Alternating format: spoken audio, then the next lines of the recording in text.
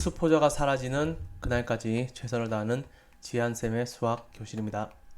이번 시간에는 다항식의 나눗셈에 대해서 살펴보도록 하겠습니다. 우리가 지난 시간까지 다항식의 덧셈, 그리고 덧셈을 배웠으니 뺄셈도 같이 배운 거죠. 그리고 다항식의 곱셈에 대해서 이제 배워보았습니다. 그러면 이제 사칙 연산 중에 나눗셈만 남았죠. 그래서 그 나눗셈을 어떻게 하는지 에 대해서 살펴보도록 하겠습니다. 원래 다항식의 나눗셈은 인수정리 또는 나머지 정리 등과 연계해서 이제 공부해야지 정확한 의미가 있지만 이번 시간에는 단순하게 수학적으로 식을 어떻게 다루는지에 초점을 맞춰서 그렇게 한번 공부해 보도록 하겠습니다. 그러니까 다음에 나머지 정리 그리고 인수정리 등을 배울 때 다시 한번 더 배워볼 예정이니 그때 다시 한번 복습을 또 해볼 예정입니다. 자, 그러면 다항식의 나눗셈에 관계된 식을 먼저 하기 전에 다항식 나누기 단항식에 대해서 먼저 살펴보도록 하겠습니다. 우리가 단항식 나누기 단항식은 쉽죠. 그냥 뭐 예를 들어서 어떤 식이 있어요. x의 우리가 이미 공부했던 얘기인데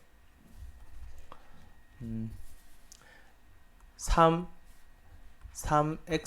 4제곱 나누기 뭐 2x의 제곱이라고 있다고 봅시다. 그러면 이것을 분수로 바꾸어서 이렇게 표현을 해서 이제 숫자는 2와 3은 뭐 그대로 있겠죠. 그대로 있고 x는 이제 빼기로 바뀐다 그랬죠. 그래서 단항식 나누기 단항식은 이렇게 쉽게 계산이 됩니다.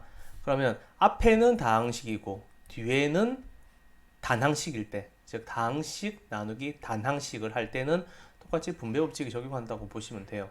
그래서 a 나누기 c 더하기 b 나누기 c, 그래서 각각을 분모로 표현을 해도 된다는 식을, 아니면 그대로 뭐 c분의 a 더하기 b 다 동일한 얘기죠. 성립한다는 것을 알 수 있습니다. 예를 들어 보겠습니다. 2x의 4제곱 더하기 뭐 4x의 세제곱 더하기 뭐 8x의 제곱이라는 식을 다항식이죠. 나누기 이번에 뭐 2x로 나누어 본다고 할게요. 이것은 단항식이 되겠죠. 그렇게 되면 각각 어떻게 된다? 각각 나누어 주면 되겠더라. 그렇게 해서 어떤 식이 성립한다? 2x분의 제일 앞에 거 2x의 4제곱 더하기 2x분의 그 다음 4x의 세제곱 더하기 2x분의 그 다음 8x 제곱이라서 숫자 2는 약분이 되고 x의 4제곱이니까 x의 세제곱만 남겠죠. 그 다음에 2 약분돼서 2가 되고 x의 1 2차니까 2x 제곱이 되겠네요. 그 다음에 죄송합니다. 2x의 제곱이 됩니다. 그 다음에 마지막에 는 이제 4가 남을 거고 x분의 x 제곱이니까 1차식이 남는 거죠. 4x 이런 식의 이제 답을 구할 수가 있겠습니다. 그래서 다항식 나누기 단항식은 되게 쉽습니다. 하지만 하나 주의할 건 있어요. 자, 우리가 곱셈에 대해서는 우리가 이런 식으로 결합법칙 또는 이제 교환법칙 등이 성립했습니다. 즉 a의 또는 분배법칙이 또 성립했죠. b 더하기 c는 어떻게 되었다? a, b 더하기 ac가 성립을 했죠. 뒤에서 똑같이 했던 걸 a 더하기 b의 뒤에 가로가 이렇게 있었다고 하면 똑같이 ac 더하기 bc가 성립을 했습니다. 하지만 나눗셈에 대해서는 앞뒤 이렇게 교환법칙이 성립하지 않아요. 즉 순서를 바꾸는 게 교환법칙이었죠. 그런데 a 더하기 b에 대해서 나누기 c에 대해서는 뒤로 나누는 거에 대해서는 성립을 할지 모르겠지만 이런 식으로 성립을 하죠. 하지만 거꾸로 a를 나누기 b 더하기 c는 절대 b분의 a, 즉 a 나누기 b 더하기 c분의 a 즉 A 나누기 C가 아니에요. 그래서 이렇게 나누어지지는 않는다는 것을 정확하게 아셔야 됩니다. 왜냐하면 이것은 다시 표현하게 되면 B 더하기 C분의 A죠. 그 다음에 요 식은 통분을 해볼까요? 통분하면 여기다가 분모분자에 C를 곱해주고 여기에 분모분자에 또 이제 B를 곱해줘야겠죠. 그러게 되면 B C분의 AC 더하기 펜이 좀 많이 안 좋네요. A, B 그래서 완전히 다른 식이 돼요. 그래서 여러분들 이건 상당히 주의를 하셔야 될 겁니다. 자, 그러면 다음 이제 본격적으로 오늘 우리의 주제인 다항식, 나누기 다항식에 대해서 살펴보도록 하겠습니다. 이것은 주로 이제 우리가 직접 나눗셈의 방법이 있고 뭐 조립제법 이런 식의 방법이 있는데 조립제법은 다음 시간에 배울 거예요. 이번 시간에는 기본적인 나눗셈의 개념 그리고 기본적인 식에 대해서만 한번 식을 어떻게 처리하는지에 대해서만 집중해서 배워보도록 하겠습니다. 우리가 숫자로 예를 들어 설명을 할게요. 예전에 여러분들 초등학교 때 또는 중학교 때 아마 이런 걸 배웠을 거예요. 예를 들어서 16이라는 숫자를 16을 3으로 나눈 목과 나머지를 구하라. 그런 문제가 있다고 칩시다. 그럼 우리가 이렇게 배웠을 거예요. 16을 3으로 나누면 1, 2, 3, 4를 곱해보가지고 16보다 작은 숫 중에 제일 큰 것은 즉 3의 배수를 찾는 거죠. 3, 5, 15가 있었죠. 그렇게 되면 이렇게 해서 3, 5, 15를 적어주고 1 이렇게 한 다음에 어떻게 표현을 했습니까? 16이라는 숫자는 3으로 나누었더니 몫이 오고 그때는 곱하기를 썼겠죠. 그리고 나머지는 1입니다. 그래서 이 숫자를 피제수, 요거는 나누는 수라 그래서 제수, 그리고 이거는 목, 요거는 나머지라고 표현을 했습니다. 그런데 이때 특징은 뭐냐면 절대 나머지는 이 제수, 나누는 숫자보다 절대 크면 안 되죠. 즉 예를 들어서 3이라는 숫자를 16으로 나누었는데 이게 애매하게 뭐 12가 됐어요. 그래서 12 나누기 4 그래서 나머지가 4입니다 라고 말하면 안 된다는 얘기예요. 왜? 4는 3보다 크니까 더 나누어질 수 있는 거죠. 그러니까 절대 나머지는 나누는 숫자보다 크면 안 된다는 이런 성질이 있었습니다. 방금 요 이렇게 직접 나누는 방법 있죠. 요 나누는 방법을 우리가 그대로 한번 적용을 해 보도록 하겠습니다.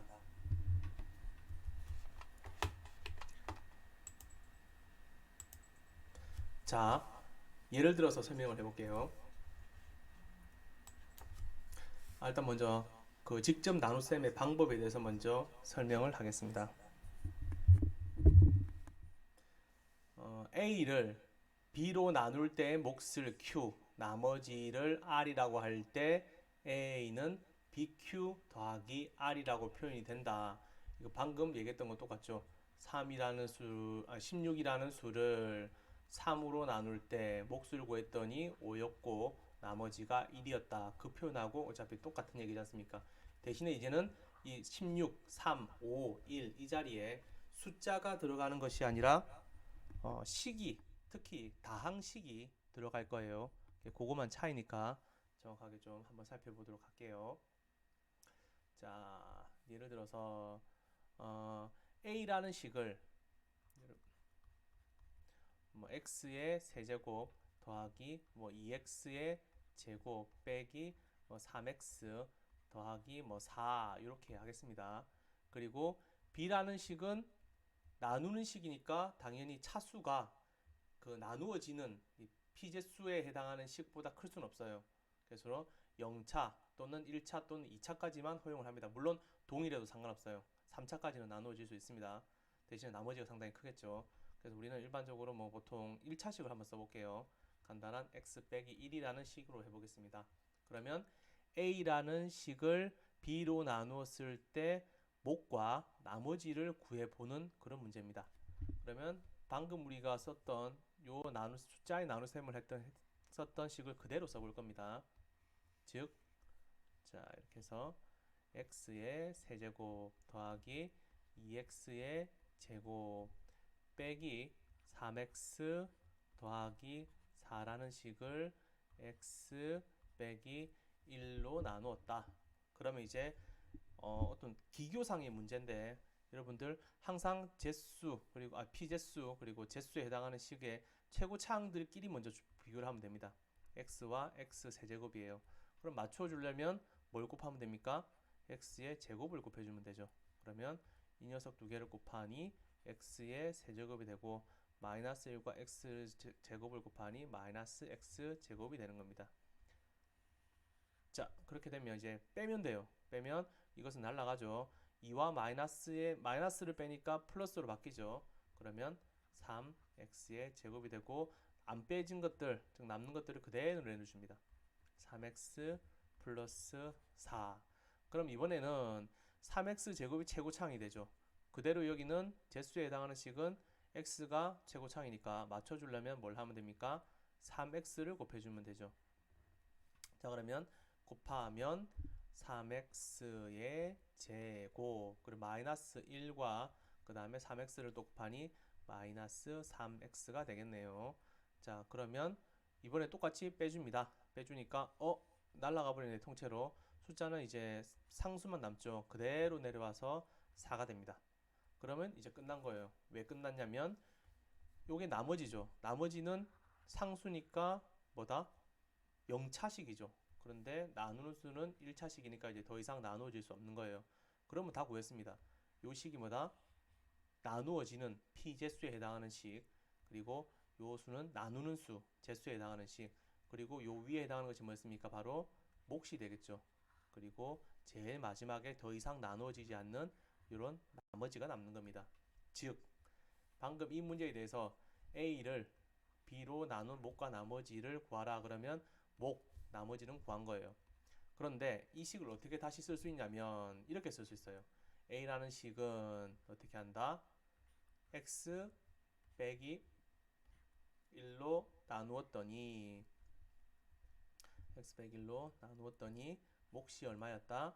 X 제곱 더하기 3X 였고 나머지가 얼마다? 4다 라고 표현할 수 있는 거예요.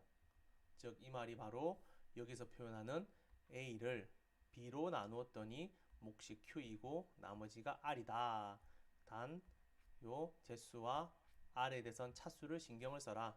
요거는 1차식이고 즉 제수에 해당하는 식은 1차식이고 저 나머지는 상수항이더라. 그러면 만족을 하는 거죠. 그래서 여러분들은 중요한 것은 이렇게 직접 나눗셈을 하는 전체 프로세스, 방법, 순서를 정확하게 기억하시고 그 다음에 그 식을 요렇게 다시 바꿀 수 있는 거를 알아야 됩니다. 그래서 나눗셈은 두 가지를 신경 쓰시면 됩니다.